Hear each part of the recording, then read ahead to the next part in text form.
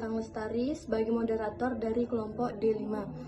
Tujuan kami membuat video ini untuk menyelesaikan salah satu tugas elemen struktur baja yang dimana tugas ini diberikan oleh dosen pengampu Bunda Maya Sri Dewi STMT. Materi yang kami jelaskan pada video ini yaitu materi sambungan baja yang dimana terdiri dari 4 pembahasan yaitu bab 1, bab 2, dan bab 3.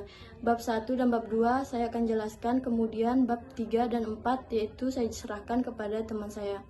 Baik, fungsi sambungan baja. Batang baja merupakan salah satu komponen utama yang digunakan dalam pembangunan konstruksi bangunan. Penyambungan baja memerlukan teknik tertentu untuk menggabungkan batang-batang baja menjadi satu kesatuan. Penggunaan alat sambung dan pemeliharaan cara menyambung baja adalah salah satu penting dalam menyambung baja. Penggunaan sambung baja memiliki fungsi antara lainnya yaitu menghubungkan profil-profil baja menjadi batang, kolom, balok, dan bagian konstruksi lainnya. Yang B, menghubungkan bagian-bagian konstruksi menjadi satu kesatuan bangunan. Untuk merancang sambungan baja terdapat 3 komponen utama penyusun sambungan, di antara lainnya yaitu ada batang sambung, kemudian alat sambung, lempeng penyambung. Tujuan sambungan baja. Sambungan baja memiliki tujuan sebagai berikut, yaitu A. Menyatukan batang baja pada sambungan kolom dan sambungan sistem rangka. Tujuan sambungan digunakan untuk menyatukan baja menjadi kesatuan konstruksi secara utuh. B. Mencukupi kebutuhan. Apabila terdapat batang baja yang tidak memiliki kecukupan kebutuhan, batang dapat disambung menggunakan sambungan baja. Dengan sambungan baja akan didapatkan ukuran baja yang sesuai kebutuhan pembuatan konstruksi. Kemudian yang ketiga, C. Sebagai alat bantu penyetiaan konstruksi baja pada saat di lokasi pemasangan. D. Mempermudahkan pergantian. Apabila terjadi kerusakan, kesambungan baja digunakan untuk mempermudah penggantinya. Sebagai tempat cadangan memuai usut pada celah kecil, sambungan dapat digunakan sebagai tempat cadangan memuai susut baja akibat perubahan suhu. 1. Ekonomis dan aman. Dalam struktur bangunan, bangunan dikatakan aman adalah bangunan yang dapat berdiri stabil. Stabil di sini adalah mampu menahan beban yang datang baik dalam struktur maupun luar struktur. 2. Pembuatan sambungan dilakukan serapi mungkin agar terlihat estetik. Estetik yang dimaksud yakni nyaman untuk dipandang. Keempat, direncanakan dalam satu alat sambungan dalam suatu bangunan sambungan. Hal ini bertujuan untuk membuat sambungan menjadi kekuatan yang sama. Mengenal sejarah sambungan. Sebelum tahun 1850, perencanaan struktur umumnya merupakan seni yang tergantung pada institusi dalam menentukan ukuran dan tata letak elemen-elemen struktur. Struktur yang dibuat manusia zaman dahulu hakikatnya selaras dengan yang dilihat dari alam sekitarnya. Perkembangan zaman yang terjadi membuat manusia dapat memanfaatkan sumber daya yang sudah disediakan oleh alam, termasuk adanya logam lunak. Bahkan pada zaman sebelum 1850 tersebut, manusia diperkirakan sudah bisa mengolah logam lunak menggunakan konstruksi. Kemudian penggunaan logam lunak sudah dikenal manusia sejak zaman perunggu. Pada zaman perunggu diketahui bahwa orang Mesir memasang 6 badan kipas kayu yang di luar roda perlubangan dengan paku keling, dan Yunani berhasil melemparkan patung-patung besar dengan perunggu dan kemudian menyatukan bagian-bagiannya. Pada tahun 1960-an, teknologi paku keling sudah digunakan pada sebuah jembatan gantung di California, San Francisco yang bernama Golden Gate. Jembatan Golden Gate sudah berdiri sejak 1937, masih kokoh sehingga sekarang sampai sekarang, sehingga ada jembatan bantar yang berlokasi di Sungai Progo daerah. Progo daerah juga mengaplikasikan paku keling sebagai alat sambungnya. Bab 2. Sambungan paku keling. Paku keling adalah sebuah alat sambungan bahan baku pembuatan dari baja, beras, aluminium atau tembaga. Pengaplikasian paku keling adalah dengan dipanaskan hingga suhu tertentu yang kemudian dipukul hingga membentuk tonjolan di bagian bawah paku.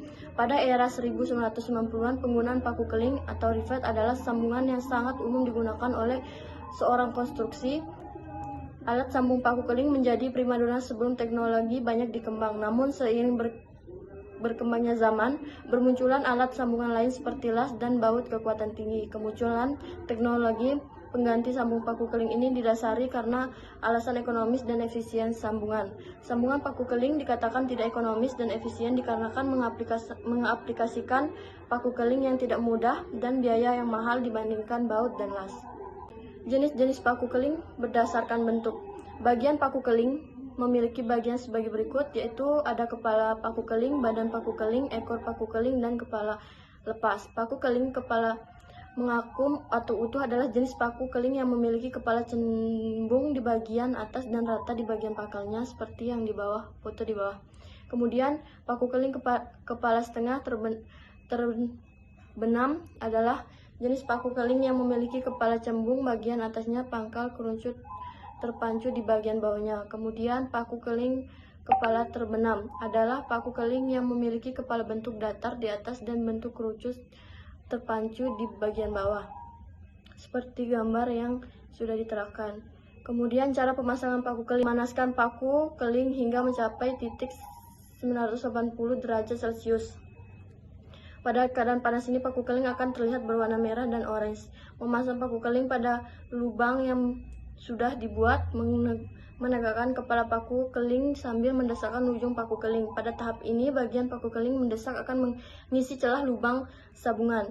Inilah alasan mengapa paku keling lebih kuat, karena gaya jepit yang diakibatkan tekanan kemudian mengisi celah sambungan. Yang kelima, mendinginkan sambungan paku keling. Pada pemasangan paku keling, cara panas ini menghasilkan gaya jepit yang perlu diperhatikan. Besarnya gaya yang jepit berbeda antara paku keling satu dan yang lainnya dikarenakan tekanan yang mungkin berbeda. Hal ini menyebabkan paku keling tidak dapat diperhitungkan kekuatannya, seperti contoh pemasangan paku keling panas. Paku keling dengan keadaan dingin. Pemasangan paku keling dalam keadaan dingin adalah cara berikut. 1. Membuat lubang bagian yang ingin disambung, memasukkan paku ke dalam lubang, menekan kepala paku dengan mesin press atau bisa dengan tank rivet, memotong bagian ekor part. Assalamualaikum warahmatullahi wabarakatuh. Saya atas nama Riki Mangkara akan melanjutkan presentasi teman saya yang sudah membahas tentang sambungan baja menggunakan paku keling, dan saya akan melanjutkannya di bab 3 dengan sambungan baja menggunakan baut. Sambungan baut, alat pengencang, digunakan sebagai bagian dalam penyambung dari struktur baja. Alat pengencang yang umum digunakan dalam konstruksi sehari-hari adalah baut. Baut merupakan sebuah alat sambung yang memiliki bagian kepala yang biasanya penampang segi 6 dan badan silinder berulir, di mana ukuran badan ulir lebih kecil dari kepala. Baut yang umum digunakan pada konstruksi baja adalah tipe baut mutu tinggi. Penggunaan baut ini karena pemasangannya yang relatif mudah, sehingga dapat menggeser penggunaan paku keling sebagai pengencang pada sambungan baja. Kelebihan dan kekurangan pada baut. Keuntungan sambungan baut yakni penggunaan baut dalam penyambungan konstruksi baja di lapangan relatif lebih mudah. Yang kedua, pemasangan baut lebih mudah untuk disetting ulang bila terjadi kesalahan.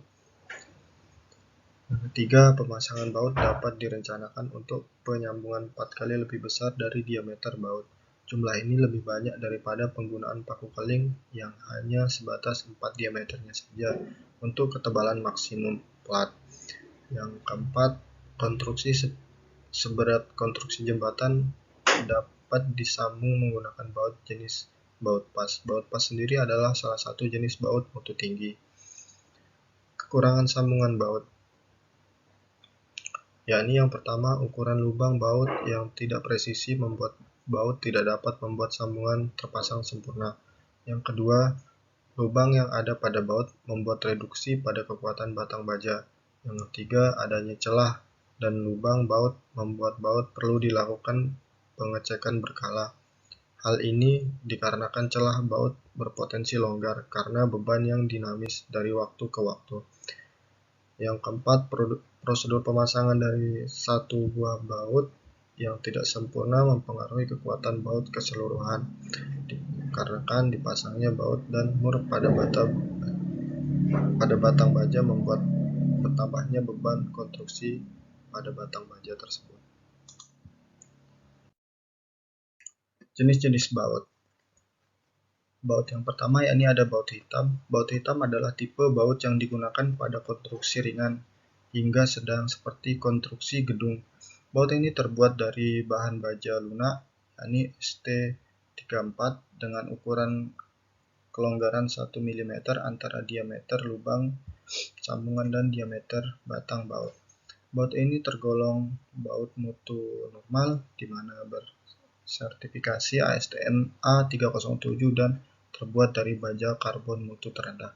Baut hitam memiliki sertifikasi ASTM yang membuat baut ini tergolong baut normal. Baut normal ini biasa digunakan pada konstruksi ringan dengan beban statis seperti kuda-kuda kayu, boarding kayu, rangka batang, dan rusuk dinding. Pada baut hitam terdiri dari bagian-bagian sebagai berikut, yakni kepala baut, bagian penampang, atas baut yang umumnya terbentuk segi 6, segi 4 maupun lingkaran yang terletak pada bagian atas sambungan baut. Badan baut adalah sebagian silinder utama baut yang tidak terdapat ulir. Ulir adalah bagian badan baut yang memiliki alur spiral tempat dipasangnya mur.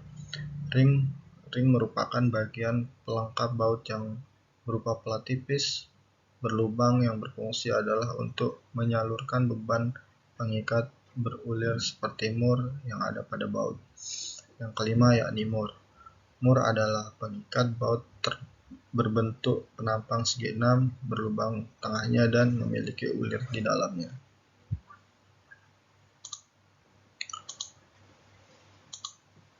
Yang berikutnya yakni jenis baut pas. Baut pas merupakan baut yang kegunaannya untuk penyambung konstruksi berat. Baja ini termasuk ke dalam baut mutu tinggi dengan ST lebih dari 420. Baut ini diambung dengan kelonggaran lubang plat sambungan diameter baut yang kecil 21 kurang dari 0,1 mm. Baut ini bisa digunakan dalam penyambungan konstruksi seperti jembatan yang juga berfungsi sebagai jalan raya. Menurut SNI 1729 2020, baut dalam standarnya dibagi menjadi 3 golongan, diantaranya golongan A, yaitu meliputi ASTM F3125 per F3125M dengan grade A325, A325M, F1852, dan ASTM 354 grade BC. Golongan B yaitu meliputi ASTM F3125, F3125M dengan grade A4950 dan A4950M, F22 dan ASTM 354 grade BD. Golongan C yaitu meliputi ASTM F3043 dan F3111. Dari ketiga golongan tersebut masing-masing memiliki kekuatan nominal pengencang berbeda. Berikut ini kekuatan pengencang bautnya. Namun saya tidak tampilkan untuk standar SNI-nya, bisa di searching sendiri.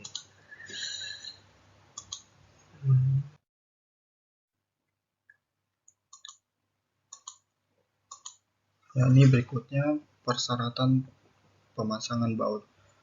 Persyaratan pemasangan baut ini yakni meliputi yang pertama yakni spasi minimum. Spasi minimum adalah jarak antara as lubang baut. Spasi minimum bisa dinotasikan sebagai huruf S. Spasi minimum baut ini bernilai S lebih besar dari 2,67 D, namun direkomendasikan memakai nilai S sama dengan 3 D, sedangkan jarak bersih antar baut adalah S lebih besar dari D, dan D adalah diameter baut tersebut. Jarak tepi minimum pada SNI 1729/2020 masyarakat bahwa jarak tepi minimum baut tidak boleh kurang dari nilai di tabel berikut ini. Ini tabel untuk jarak tepi minimumnya dengan satuan milimeter yang diameternya ya misalkan menggunakan diameter 16 milimeter, maka jarak tepi minimum yakni 22 milimeter. Berikutnya, spasi maksimum dan jarak tepi. Nilai jarak maksimum dari as baut ke tepi sambungan S sama dengan 12 tebal plat yang disambung, yakni T. Untuk batas nilai jarak maksimum as baut ke tepi harus senilai lebih kecil dari 150 mm atau 6 inci. Pada kondisi berhubungan dengan korosi digunakan ketentuan pada komponen struktur yang dicat maupun tidak dilakukan pengecatan yang tidak mengalami korosi, S lebih kecil dari 24 tebal plat tertipis atau 300 mm atau 12 inci. Pada komponen struktur yang tidak dilakukan pengecatan berhubung dengan cuaca dan mengalami korosi, S lebih kecil dari 14 tebal plat tertipis atau 180 mm atau setara dengan 7 inci. Ini contoh gambar untuk notasi jarak spasi bautnya.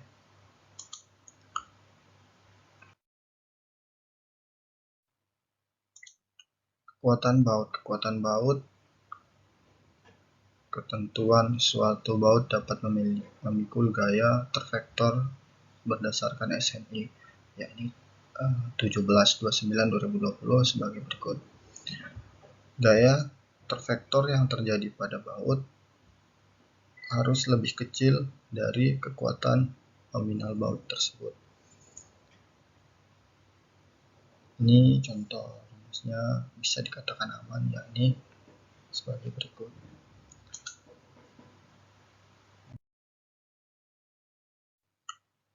Baik, pada gambar berikut yakni terdapat ada gambar alat penguji torsi dan konsultan penguji kekuatan pada baut tersebut.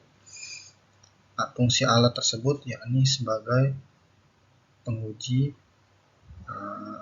kekuatan ikat pada baut yang sudah ditentukan oleh perencananya, maka akan digunakan alat tersebut lalu dipasangkan, lalu ketika bunyi krek maka baut tersebut dinyatakan lolos dari inspeksi alat tersebut yang sudah ditentukan kekuatannya, torsinya berapa. Ini salah satu contoh gambar pengujian inspeksi pada proyek pembangunan jalan. Mungkin sekian yang saya bisa sampaikan. Untuk sambungan baja berikutnya yakni pengelasan mungkin dilanjutkan oleh teman saya sendiri. Sekian, terima kasih. Assalamualaikum.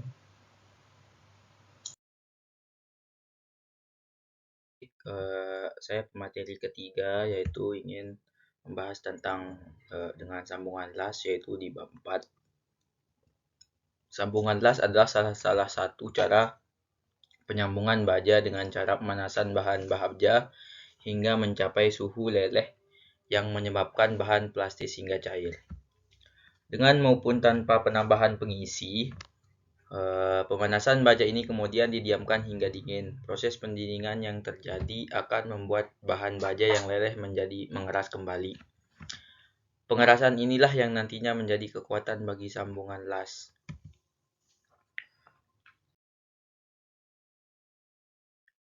Adapun keuntungan sambungan las yaitu pertama, lebih kokoh.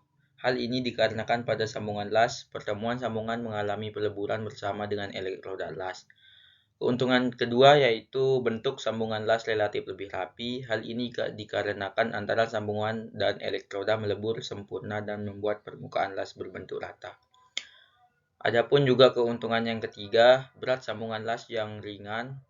Berat dari sambungan las adalah 1% sampai 1,5% dari berat total konstruksi. Terus keuntungan yang keempat, waktu pengerjaan yang lebih cepat.